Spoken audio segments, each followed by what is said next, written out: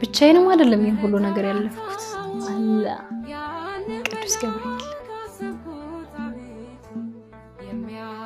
ቅዱስ ገብርኤል ነው የምለው ሁሌ ወደ ሰርጀሪ ክፍል እንኳን መጀመሪያ ቀን ስገባ ያው ትሞተልስ አንተ ቅዱስ ገብርኤል ይሄኛው እጄ ይሄ አካላቴ እንትን አይልም ይቺ እጄ ናት ከሰውነቴ ሁሉ ተንቀሳቀሰ ነው እንደዚህ ቢያ አንተ ቅዱስ ገብርኤል አደራ ለኔ አይደለም የምታተርፈኝ ግን ለአንዷ እናቴ የጀመርኩላትን ቤት ልጨርስላት ያለኔ ማንንም የላትምና አደራ እህቶቼ ላግዛችሁ ቢያንስ